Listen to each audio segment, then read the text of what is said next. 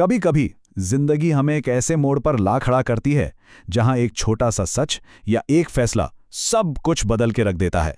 आज हम एक ऐसी ही कहानी पर बात करेंगे जो हमें सच्चाई की ताकत के बारे में बहुत कुछ सिखाती है। ये सिर्फ एक कहावत नहीं है, बल्कि एक नौजवान की जिंदगी की हकीकत है। एक ऐसा नौजवान जिसने एक छोटे से सच की खातिर एक बहुत बड़ा फैसला किया और बस उसकी दुनिया हमेशा के लिए बदल गई।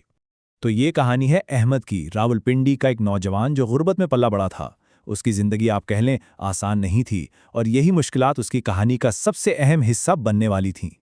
इसके वालिद ने उसे सिर्फ एक नसीहत की थी, जो उसकी रगों में समझे खून की तरह दौड़ती थी, कि बेटा कभी झूठ मत बोलना और हमेशा हलाल कमाना। यही वो उसूल थे जो उसकी ज़िंदगी की बुनियाद थे। और बहुत जल्द अहमद की ज़िंदगी में एक ऐसा लम्हा आया जहां उसके वालिद की दी हुई नसीहत और उसके उसूलों का सबसे बड़ा इम्तिहान होने वाला था। एक आम सा दिन था। अहमद अपनी दुकान पर काम कर रहा था जब उसके मालिक ने गलती से उसे कुछ ज्यादा पैसे दे दिए। ये बज़ाहिर एक छोटी सी गलती थी, लेकिन अहमद के लिए ये उसकी जिंदगी का सबसे बड़ा इम्तिहान बन गई। अब अहमद के जहन में एक तूफान भरपा था। एक तरफ उसकी बीमार माँ का चेहरा था, घर में राशन की कमी थी, तो दूसरी तरफ वालिद की आवाज़ गूंज रही थी जो उसे ईमानदारी का दर्स देती थी। ये पैसों का नहीं, उसूलों का इम्तिहान था।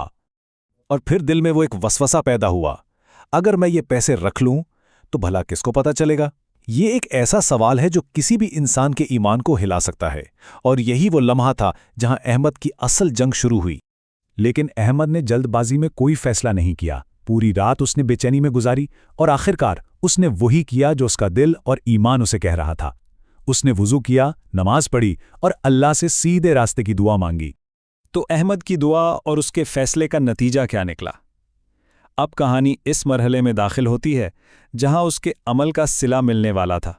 पूरी रात की इस कश्मकश और दुआ के बाद अगली सुबह अहमद ने एक पुरसुकून दिल के साथ एक ऐसा कदम उठाया जो उसकी तकदीर बदलने वाला था। वो सीधा दुकान के मालिक के पास गया। उसने वो इजाफी रकम मालिक के हाथ में रखी और उनकी गलती की वजाहत की। मालिक तो हैरान रह गया, क्योंकि उसे तो याद भी नहीं था कि उससे कोई गलती हुई है। उसने कहा कि उसे तो कभी पता भी ना चलता।